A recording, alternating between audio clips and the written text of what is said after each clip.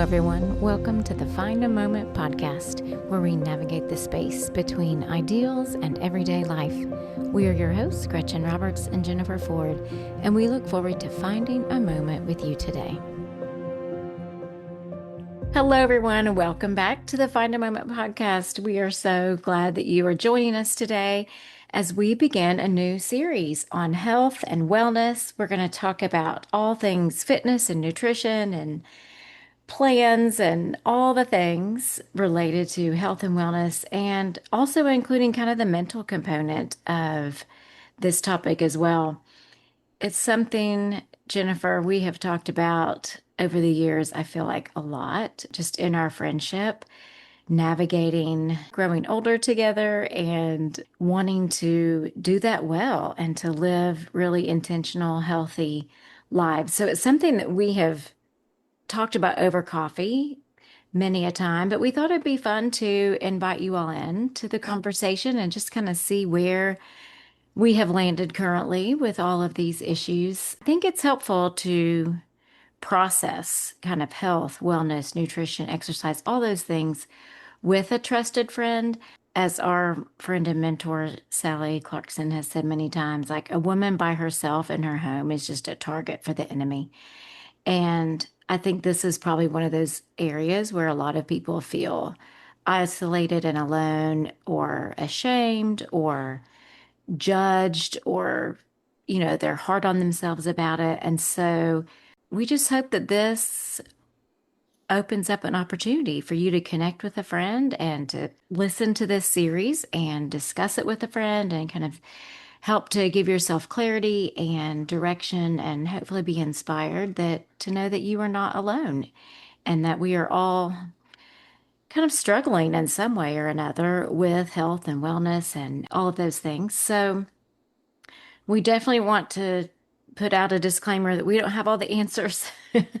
We do not have like a magic 10-step program to guarantee that you will be healthy. But we feel like leaning into this conversation is a great place to start. And along those same lines is that we just also want to clarify that everything we're talking about, it does not constitute medical advice. There's no doctor-patient relationship formed. Like, if you have concerns or issues, we highly recommend that you seek guidance from your own personal physician. So we are just here to start the conversation, and we will go from there. So welcome, Jennifer. I'm so excited that we're actually going to talk about this. This is something that over the years, you had mentioned about our friendship, that this is something that we've kind of gotten deeper and deeper into. And it's made me realize that having a close friend that you can just be really honest with kind of opens the door for them to be honest, and also for you to invite some accountability, and how helpful that has been just in our relationship. For me, knowing that I can trust you with that. I definitely have had my own, you mentioned as we get older, I definitely feel like aging together with a friend is really helpful. And because there's so much that you just don't expect. And I feel like there's a lot of things that you could file under the category of nobody told me that, fill in the blank. Right. Whether it's weight gain or hormone changes or sleep issues or, whatever, even your hair changing. Things that nobody tells you about. And when you've got somebody that you can share and be honest with about those things, it helps to normalize it, and it helps to reduce some of that anxiety and the worry about, is it just me? Right.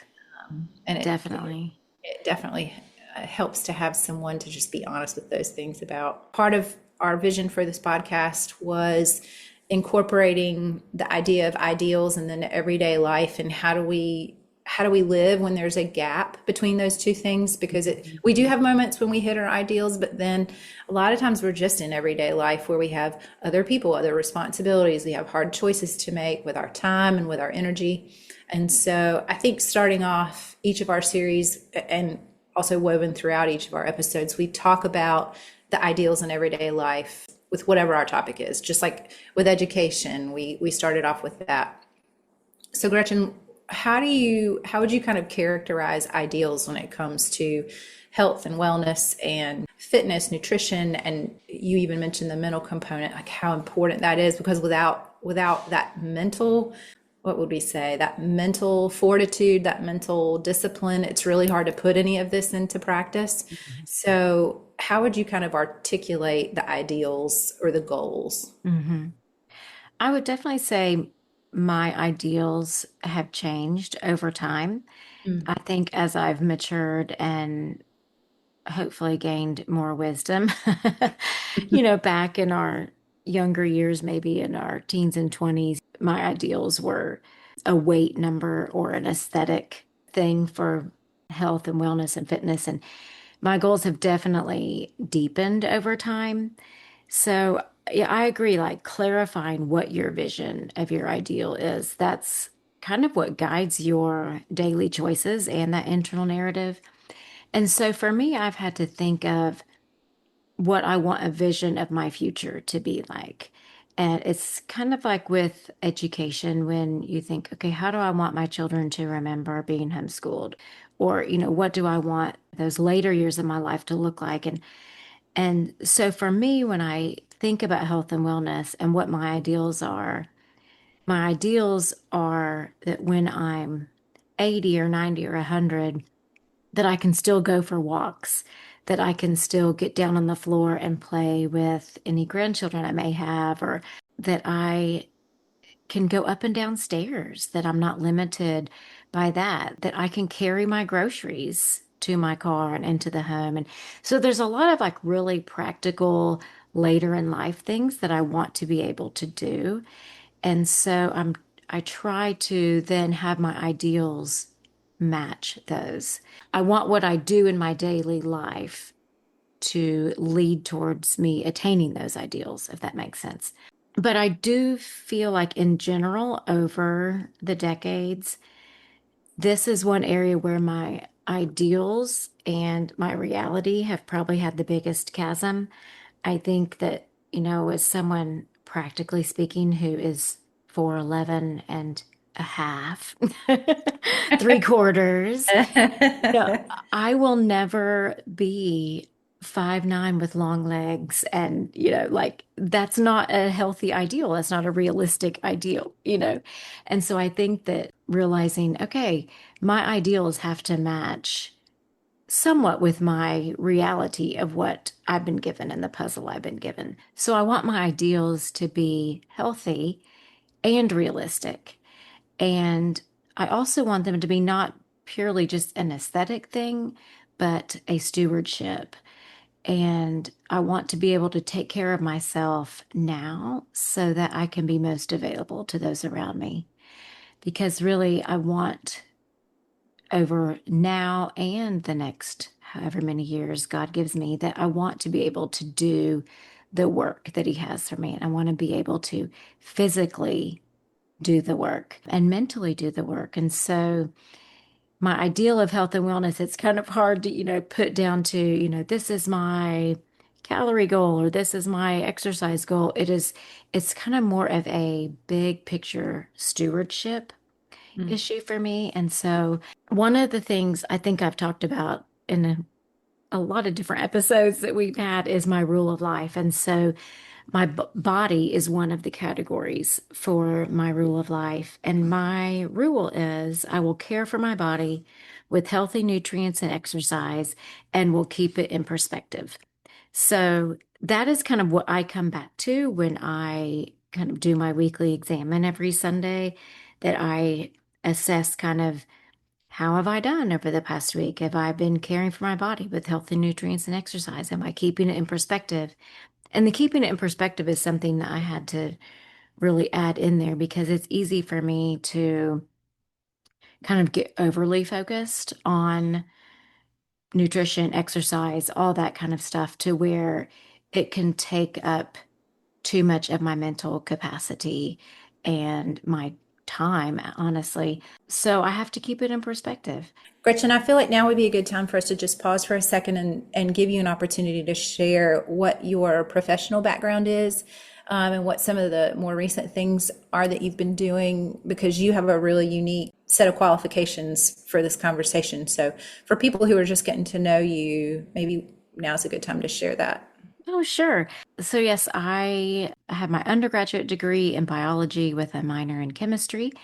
And then I went to medical school and graduated in 2001 from med school, and then did a pediatric residency at Arkansas Children's Hospital, which was such a great place. And I learned so much there. Then I became board certified in general pediatrics, and I've kept up my board certification and my medical license. And so I do CME every year and continuing what they call maintenance of certification for my pediatric boards. And I worked in general pediatrics, and we were in Pennsylvania. And then in North Carolina, I have pretty much just stayed home with my children. I've done, a little bit of volunteer things here and there and did some medical mission trips years ago. So I kind of have that foundation of how the body works and kind of that general pediatrics, preventative care, primary care background. And then as I've gotten older and just been able to explore my own interests, I recently got a nutrition and healthy living certificate through Cornell University. And so that was a really neat experience to kind of take this pediatrics background and then kind of my own personal journey and history to then study more specifically nutrition, exercise, healthy living things. And it was really good. It taught me a lot of new things and also confirmed a lot of the things that maybe I had been doing or, had discovered through the literature and things like that. But again, we are just sharing just kind of our own personal experiences. Isn't particularly medical advice, but I do have that background and that passion for that area. So, yeah, thank you for asking about that. So, Jennifer, what does it look like for you as far as your ideals in everyday life when it comes to health and wellness? I think a lot of where I tend to focus on that is food. Something that I've learned being a mom, staying home, is how much I actually enjoy cooking.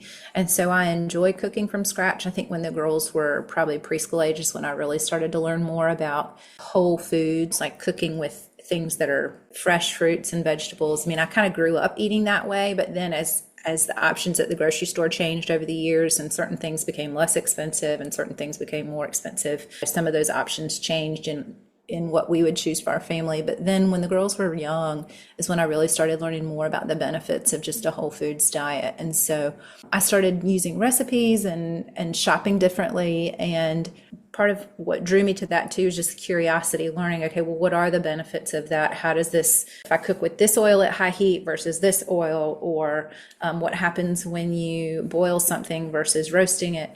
So things like that have always been really interesting to me. And I enjoy the process of cooking. There's some, there's definitely a creative outlet, but then you're also accomplishing something of necessity to your family. Mm-hmm. So that's something that I have been drawn to, but it's not come without some anxiety too, because you can I know for me, one of the places where I started to worry a little bit was, oh, well, now I can't have anything with this particular ingredient in it, or this particular thing is inflammatory, or this particular thing can cause eczema in my preschooler. So for me, one of the places where I struggled was being a little too obsessive about specific ingredients. So for me, and I would say my ideal is to choose healthy foods for myself and for my family without the stress, without worrying, without anxiety. So making informed choices, but also having some flexibility, whether you're out to eat at a restaurant or on vacation with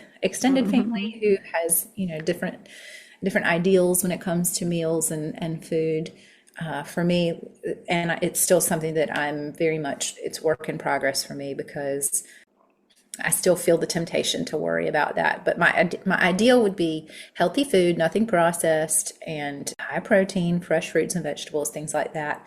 But everyday life is also, I've got to have this kid at this rehearsal at this time, and I've got to have that kid somewhere else, and he's not getting home from work until this time, and so everyday life sometimes creates some limitations. And I don't always, my ideal would also be, I've got my meals planned for the week, and I've got this thought out 2 days in advance so I can stick it in the crock pot. Or so much of that though requires a lot of mental planning, a lot of mental work.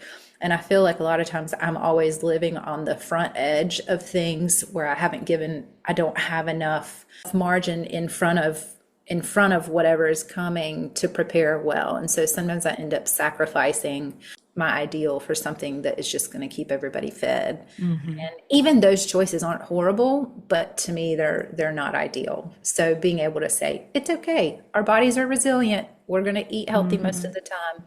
So I would say that's probably where my ideals in everyday life are, is around the food. I definitely have a harder time with exercise and movement, and I know we're going to talk more about that later, but as far as nutrition goes, that I would say that's probably where I land.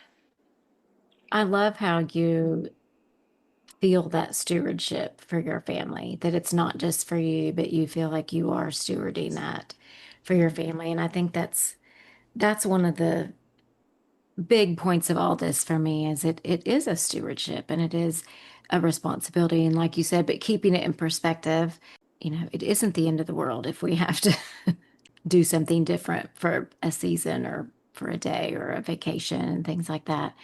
Which kind of takes me to another point of one of my ideals is consistency. And I think that, when you look at consistency over time, that those little blips of a vacation here and there or needing something fast and that wasn't planned, but in general, over time, consistency is one of my goals because I really feel like that is what really leads to the most sustainable change.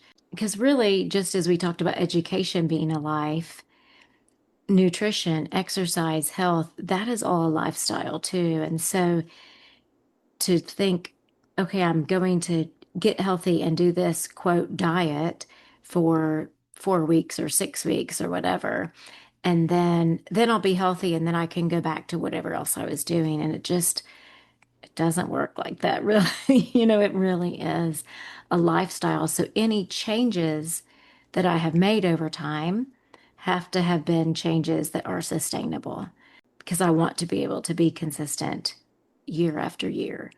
So there are a lot of scriptures that have probably spoken to you as far as stewardship and our bodies and our health. I'll share one and then I'll see what ones you want to share, Jennifer. But one of the verses that comes to my mind is from Isaiah, and it says, "Even to your old age and gray hairs, I am He. I am He who will sustain you. I have made you, and I will carry you. I will sustain you, and I will rescue you." And I find such freedom in that even to your old age and gray hairs, that this process isn't something we have to necessarily fight against, that it is something we can walk into and walk through, knowing that God will sustain us and that He is here with us, and that old age and gray hairs are a gift. And that also brings me to Proverbs 16:31, where he says, "Gray hair is a crown of glory. It is gained in a righteous life." Mm. And so to see that it is getting older is a gift that we have been given these days to get older. And not everyone, for whatever reason, has that gift or gets that gift. So I don't want to fight against getting older and feel like I have to try and totally stop the process because you can't. And so how do I lean into that and do it with kind of the best stewardship that I can? Are there any verses that have stuck with you, Jennifer, that you've thought about when thinking about health and wellness and nutrition and exercise and our bodies that God has given us? Definitely. I mean, I love the ones that you shared. I feel like the one from Proverbs about gray hair being a crown of glory, I fight that because I look at my highlights. I mean, I definitely fight that. And what is it about? What is it about being a woman and in our culture today? What is it that makes us so resistant to that? And is it personal vanity? Is it kind of the images that we see? Is it just kind of refusing to close one chapter of ourselves and advance into the next one? Probably a combination of things. But I think one of the verses that I probably need to really just put in multiple places in my home that would really help me to have more of a long view when it comes to wellness is from First Corinthians, where it says, "Don't you realize that your body is the temple of the Holy Spirit who lives in you and was given to you by God? You do not belong to yourself, for God bought you with a high price, so you must honor God with your body." And I think it's easy to kind of say, okay, honor God with your body. Don't sin against God by sinning against your body. Okay, so I won't cheat and I won't steal and I won't lie, but also honoring your body with things that are good and wholesome for it, things that are going to work for you and not against you. And goodness, I mean, what we put in our bodies has so much to do with that. I mean, it amazes me how even my kids can eat. One of our girls, she doesn't have a huge appetite just in general. I watch how little she can eat over the course of a few days. And I'm like, how is she still up walking around? I mean, our bodies are really just magnificent. Our cars don't operate like that when it gets to empty. Right. When I think about the human body and what it's able to do with, I don't want to say by abusing it, but just by being really careless, Hmm. especially the way that teens eat. If you just let them eat whatever, like if you let them go shop, what they choose is definitely not going to be working for them, but somehow it still works. So I'm amazed at what the human body can handle. But I also think, like, when you're in our season of life, you have to really start thinking about things differently. For me, I even see my own parents aging, and I think how fragile things can become. And, Hmm. nobody plans to need a walker. Nobody plans to need a wheelchair. Nobody plans to have a hip replacement or a knee replacement or whatever. But those are things that just kind of happen. And if that's what the Lord has planned for me later in life, then he'll get the glory for that through it. But if there's a way that I can delay those things because of Hmm. what it will transfer over to my husband and my children in terms of things that they have to step in and do for me, I would like to delay that as much as possible. So for me, I do feel, okay, for one, my body is a temple of the Holy Spirit. My body is fearfully and wonderfully made. I am made in the image of God. So I have the stewardship thing that you mentioned. I have this stewardship that I'm called to with my body. It can be really easy too for me to just kind of delay that and say, well, when I get back from this vacation or after I finish this, thing that's in the refrigerator. Or so for me, it's like I have to kind of work out this balance of a sense of urgency because I don't get a redo of today, but yet there's redemption in tomorrow if the Lord sees fit to give me tomorrow. So I don't know. That's just one of those places where I kind of dwell. But that verse it would do me well because to keep that verse kind of in multiple places in my home because I need Hmm. something that's going to help motivate me for that long view, for that consistency. Consistency is just like lack of consistency is definitely a character flaw for me. I don't have it because my little brain needs novelty. I get really bored. I get really bored with consistency. And so that is something that I will have to overcome because I already see my body saying, hey, we're going to have to need a little help here. You're going to have to do things differently. And, there are certain things that you can't argue with. You can't argue with the scale. Hmm. You can't argue with how your clothes fit. So, and you can't argue with what your in-body results say. We'll talk about Right. that too.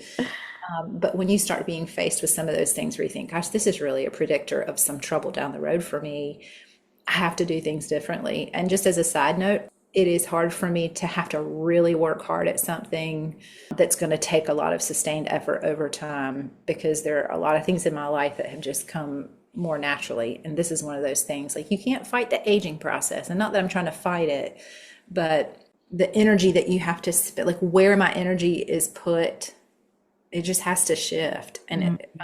So I'm learning how to do that. I still feel like I'm so far down on that learning curve. I feel like I still have so far to travel before I get to a place where I'm like, okay, I figured this out. This is a lot easier now. I'm used to it. But that verse, keeping that in front of me, I think would help me to remain motivated. Maybe we should make a printable of that and we can put it with the show Mm, notes I love that. so we can print it out. Gretchen, do you have any books or resources that have really kind of influenced you heavily over the last few years, just kind of looking into longevity and aging well? Definitely. I feel like there has been a boom in all of the longevity research and discussion. And I think a lot of it started with Peter Attia's book, Outlive. And that is one that I definitely recommend. It is a great resource, just kind of the history of medicine, which I think is an excellent place to start and to think about things. And one of the things that he talks about is medicine 3.0, which we're kind of currently in medicine 2.0. So we're beyond like using leeches, which was kind of Oh, praise medicine God. 1.0. And medicine 2.0 is more, the introduction of antibiotics and different medicines that can help treat diseases and things. And medicine 3.0 is kind of taking us to not only prevention, but kind of the prevention before the prevention. So that is a great resource that talks a lot of practical things that you can do, but then also just kind of a lot of the history and of kind of the four major, what he calls the four horsemen, the four things that kind of affect us in older age and keep us from having what he calls a health span and not just a lifespan, because medicine 2.0 can keep a lot of us alive for a long time, but it may not be an enjoyable, healthy life. Mm. And so he talks about increasing health spans. So the years that you were spent healthy and without having to battle those four horsemen. So that was a great resource. And we can link to that in the show notes. Also, I think you had read this one first before me, that Forever Strong Yes. by Gabrielle Lyon. She's another, I feel like, excellent physician who is out there kind of in the public sphere sharing things. That's one of the problems, I think. It's kind of the gift and curse of social media is that there are so many influencers and voices in that space that it can be really hard to navigate who is telling me the truth, because one person says one thing and the next influencer says the opposite, and they both speak with such conviction about what they believe. And so it can be a really hard space to navigate. And honestly, I think you can find someone in the social media realm that will agree with whatever you want to believe. So it's really, you need discernment, just like with all the voices that we hear online. And just because they come across with authority doesn't mean that they necessarily have kind of the credentials. So I try to, whenever I'm, listening to a new podcast or seeing somebody on social media or looking at their content, I first think, okay, who is this person that's sharing? What are their credentials? And just kind of a thing that I have noticed is if I have to hunt for their credentials and, keep diving deeper into maybe their website or whatever their links are. If I have to dive deep, then they probably are not. I have found typically it's not maybe the best source. Usually, people that kind of have credentials to be sharing this kind of information, they're going to willingly share their credentials. I'm not going to have to go deep dive to try and figure out who they are and what their history is. And another question I ask is, does the evidence support what they're saying? And so a lot of influencers and people will share data. They will share things that they claim as data, but a lot of it is correlation. So to not confuse correlation with causation, but to really look for who has the evidence support, and that is good scientific studies to support what they're claiming. Are they using, randomized placebo-controlled studies? Do they have peer-reviewed journal data to support their claims? And then kind of the last question I usually say is, okay, what are they selling? Because a lot of people are out there selling things, and that's not always a bad thing, but you do need to be aware of what those influencers and people who are speaking into that health and wellness sphere, what they are selling, and is what they're selling supported by the evidence. So there's kind of a lot into going into navigating those voices. So those are two books that I would recommend. There's another one coming out, but it's called Unbreakable by Dr. Vonda Wright, and it looks like it's going to be another great resource. So it is coming out in August, so we'll have to read that one and follow up and see. But she's another one who has been a good resource for me. That's, someone that's out there in the sphere, Right. public, in the public sphere, I should say. Another good one that I don't listen to him as much as I used to, but Andrew Huberman, he has a podcast called the Huberman Lab. He's an associate professor of neurobiology and is it ophthalmology, I think, at Stanford. And his podcast talks, I mean, they cover a wide range of things. And Gabrielle Lyon's been on there. He's had a wide range of people on his show. But one of the things he talks a lot about is even viewing morning sunlight as a way to help set your circadian rhythm. So as soon as you wake up, for example, he says go outside and be exposed to morning sunlight between the hours of like 7 to 10 a.m. And he talks about how that helps to boost your cortisol in the morning, which helps with setting your circadian rhythm so that you're prepared for sleep, like regulating your sleep-wake cycle. So even things like that don't require a whole lot, instead of having your morning coffee or tea or whatever in the house, just go sit on your porch. But he even talks about the science of like the wavelengths of light being different at different times of day, and how our bodies, our eyes and our brain are made to read those wavelengths with messages about what's supposed to be happening, and how that can affect things like your immune system. I mean, things like that are really incredible to me, because I think the Lord designed us this way. The Lord placed the sun. The light is designed to send information to us. Our eyes are part of our brains. It's giving us information about when we're supposed to be awake and be alert, and when we're supposed to start resting and moving towards our sleep part of the day. So even things like that, I think that there's so many people that struggle with sleep issues. And sometimes I'll even tell Carrie, like, why don't you have your coffee out there? Because he sometimes sleep is hard for both of us. But I do enjoy learning things like that can affect so many parts of our bodies in ways that we didn't realize. And it's free.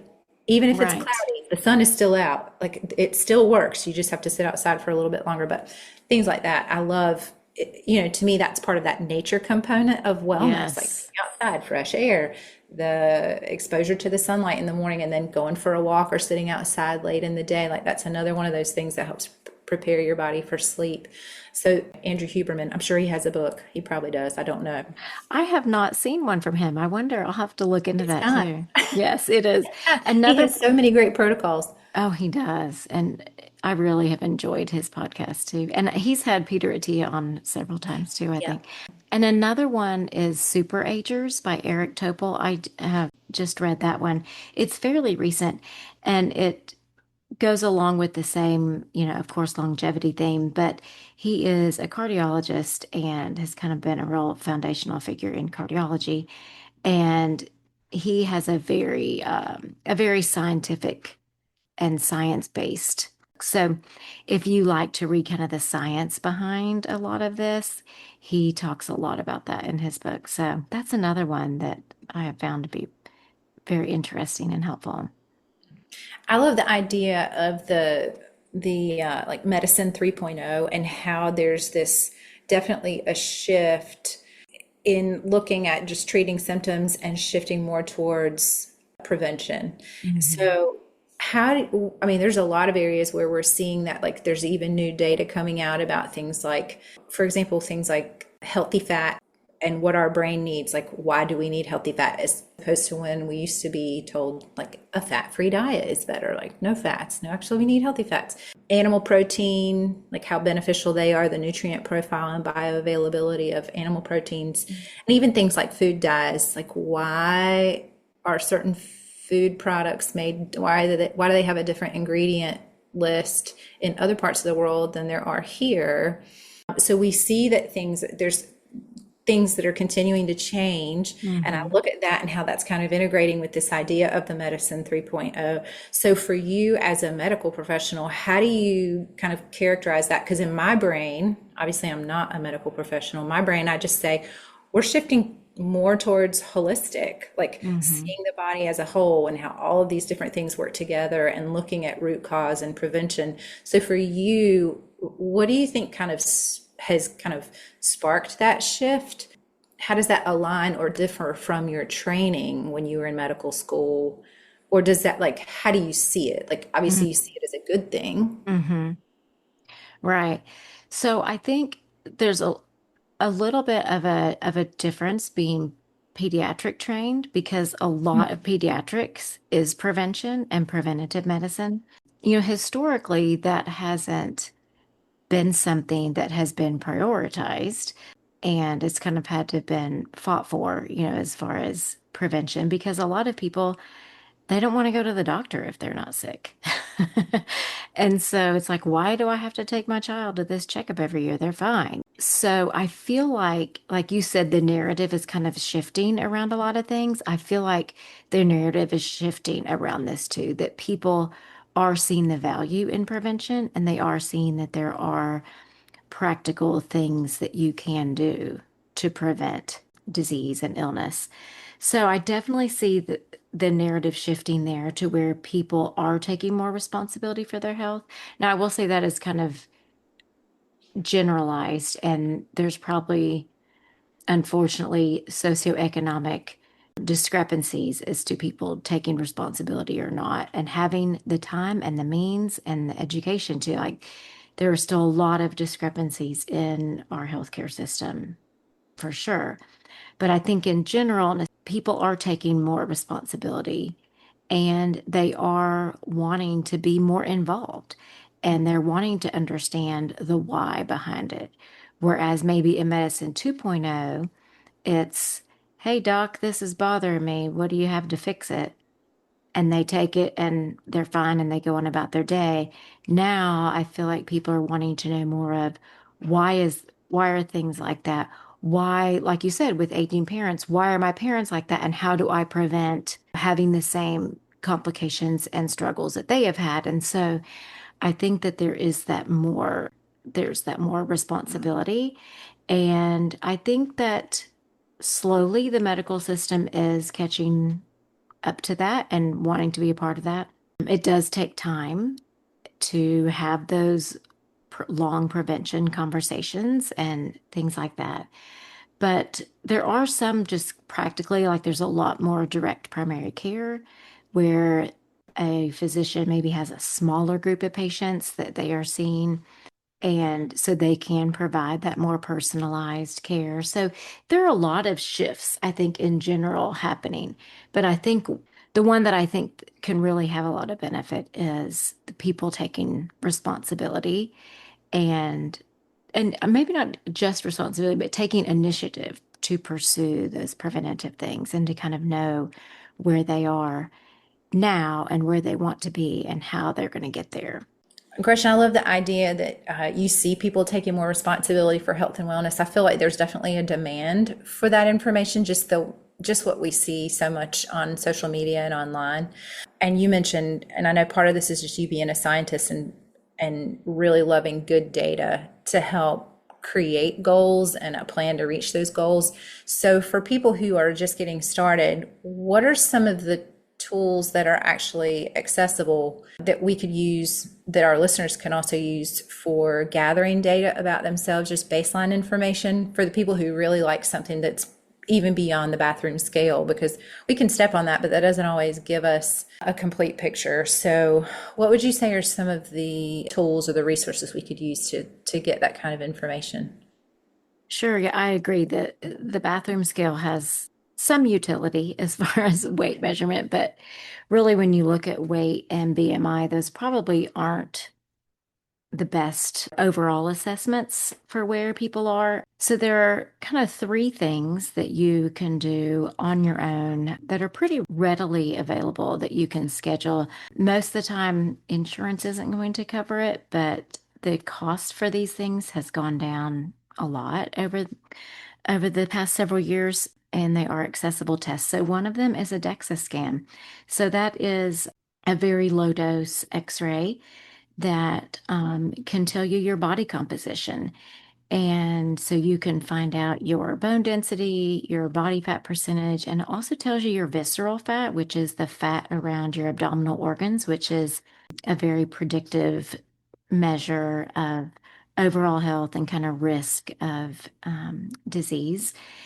So it really is a great tool because I think, historically we have looked at weight and how much weight have you gained and what is an ideal weight and what's an obese weight and that kind of thing. But really, your weight encompasses your bones and your muscles and your fat and your organs. And so there's a lot that goes into actual weight. But when you think about being healthy for the long term, you really want to think more about body composition. And so it's not necessarily about losing weight, it's about body recomposition. So you want to see where your body is, what is it composed of, and what do you need to do to recompose it into a healthier composition. So the DEXA is a great tool for that. It takes maybe even 10 minutes max. I've had multiple of them done over the years. And it is a great way to follow up on how much muscle you're building, how much fat you are losing. So I think it is in the book Outlive where he has some different graphs related to the DEXA where he talks about, are you overfed and undermuscled? Or are you underfed and undermuscled? And so there's just this way of looking at your body fat, your lean mass, and your bone density, and just kind of seeing where all of those are. And so a DEXA is going to be a great starting place for you to say, okay, what do I need to work towards? Another option kind of related to the DEXA that is very similar, it's not quite as detailed, but it is still as useful as what's called an in-body. And that is a scale that you stand on and that you hold electrodes for both of your arms, and it measures body fat and lean mass. So it'll also give you similar data to the DEXA, just not as involved, and it doesn't give you the visceral fat like a DEXA does. But those are both things you can do outpatient very quickly, very easily. It takes minimal effort on your part. You either lay down for the DEXA or stand on the scale for the in-body analysis. And then the other test that you can have done is a VO2 max. And that is a little more involved because it takes more of your own effort. So that is a test that a lot of places will offer. Some medical facilities offer it, some kind of more specialty gyms will offer it. And it just measures the maximum amount of oxygen that your body can utilize during exercise. And it can help, it gives you a baseline of where you are as far as your heart and your lungs and your muscles and kind of all those systems working together, how kind of efficient those systems are. And interestingly, VO2 max is kind of a predictor of longevity. So it is one that you can train to improve your VO2 max. So it can also help you in that body recomposition process. And you typically get on a treadmill or a bike. You may have seen pictures of it. You have a mask on, they'll have a chest strap to measure your heart rate, and a thing on your finger to measure your pulse oximetry. And then the face mask is sealed, so it measures your oxygen and your carbon dioxide. And you can also find your anaerobic threshold with that. So you can find out where kind of your fat burning zone is, kind of more for that zone two, which we'll talk about more when we talk specifically about exercise. But those are kind of three of the main kind of physical tests that you can have done to kind of see where is my body right now that will give you a good baseline. Now, you can also do baseline blood work to look at liver function, kidney function, to check vitamin D levels, thyroid function, your complete blood count to make sure that you're not anemic, if that could be a reason if you're tired. And you can also look at cholesterol levels, ApoB. You can look at inflammatory markers. You can look at lipoprotein little a, which is more of a hereditary cholesterol marker, lipoprotein marker that is more for hereditary heart disease. So there's a lot of blood tests you can have baseline done also to kind of assess where you are. So those are some great ways I feel like to get you started if you are a data person. They are a great place to start, and it does give you something as you are moving forward to refer back to and have and repeat those tests down the road and to see the progress that you're making. Because naturally, as we age, we're going to lose about 3% of our muscle per decade. Even being able to just do enough resistance training, which we'll talk more about this when we talk specifically our episode on exercise. But just if you can maintain the muscle that you have right now, that is a win. But if you, and it is definitely possible and very likely if you are resistance training, strength training, that you are going to be able to build muscle. And studies have shown even people in their 80s with strength training can build muscle. So you are never, like we said, I think many times in this podcast, it's never too late.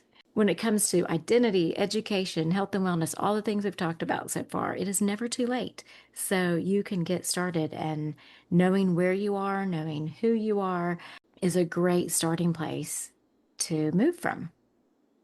Those are great. The only one of those, of course, I've had a lot of lab work done, but the only one of those specific things that I've had is the InBody, and that is a wonderful option because, and I'm not sure if the other ones that you mentioned, I don't know if DEXA does this, but InBody, there's an app that you can download on your phone, and then whenever you have the InBody scan, the data imports directly to your app, and then you can look at your dashboard and you can also see the history. So it gives you little bar graphs for your skeletal muscle mass, how your body fat has changed. And I love that it even breaks down per limb. So it shows you, you know, for your left arm, for your right arm, for your left leg, for your right leg, how much fat and how much muscle mass is on each one. And it even breaks down how much intracellular water you have in your body at the time. So yes, we have gone to coffee and shared our in bodies. That's how we are. That's how we do it. So find a friend that you can share your in Yes. body with. That's when you know it is a true friend. Real friends share in body data. Maybe you and your friend are not data people, and that's okay too. But for me, that is something that's very motivating. So when I see the numbers change depending on what direction, that can be a good clue to me that I need to do something. Although I'm definitely needing more than just the numbers because my motivation has not. I've had 6 in bodies so far in the last 2 years, and my motivation is still not, like, I'm just not consistently motivated. And I have a list of excuses. I love the professional perspective that you bring to this and your curiosity and wanting to learn more, but then also the way that you move through this and model grace for me, because I know that every time we go out to eat, you get whatever you want and you enjoy every bite. And that is just a reminder to me that we have to live, and Yes. consistency is the part that gives you the freedom to enjoy those special things. So I need to get that verse and figure out just what it is going to take for me to develop more of that discipline and that consistency. I think we're at the part of the episode where we are going to present some action steps for our listeners and put a bow on this conversation. But one of the first action steps you can take is just kind of doing some reflecting and considering what is your personal ideal been surrounding health and wellness, and maybe bring some clarity to it. Because I think that's something that we can have ideals, but we haven't really spent time like articulating them or maybe understanding where they came from. A lot of times our ideals are just kind of leftovers from how we were raised. And we just kind of keep doing this pattern of things without putting a whole lot of thought to it. So maybe bring some clarity to whatever your ideal has been surrounding health and wellness, and what has your internal narrative been, and does it need to shift? Do you feel in your mind and your heart like there's a prompting for something to change there? And so maybe articulating your ideal for moving forward is a good place to start. And then I would say your second action step would be to find some kind of motivational verse or a phrase or something that's going to inspire you to have more of a long view towards health and wellness. I know that that's something that's going to be useful for me. But whatever that verse or that phrase is, put it in multiple places, including your phone, where it will be a helpful and consistent reminder to you for your why. Why do health and wellness matter for you? And then maybe take a look at our show notes and look through some of the resources and the things that we've linked on the webpage for this episode, because I know we've mentioned a lot. So maybe look through that and then consider which would maybe be a good starting point as a resource for you to utilize and refer to. If reading a book feels like too much to add to your plate right now, maybe consider the audiobook. Or maybe you would like to go more into something like a podcast where you can kind of pick and choose which episodes kind of speak to what your needs are right now. So we'll have several of those. We'll have everything that we've mentioned and probably a little bit more linked on the show notes. So number one, clarify your ideal for moving forward. Number two, find some kind of motivational verse or phrase that's going to help inspire you. And then number three, pick a resource and just focus on one. So we hope that those action steps are doable for you, something attainable and not too overwhelming. Save this episode because it is going to be something that is probably going to be useful for you because we are talking about nutrition and exercise in the next couple episodes. But what we've just outlined is really kind of setting up the underpinning for moving forward into the more practical lifestyle parts. So what we eat and how we exercise and how we move, those things are going to be carried forward by how you're motivated and how you're thinking about those things. So please also give us some feedback and send us a message or an email or a comment on social media, but let us know your thoughts and how this has maybe helped you or what else you would like to hear from us on this. We really thank you for taking a moment with us today, and we look forward to talking to you again soon. Our next episode will be on nutrition and exercise.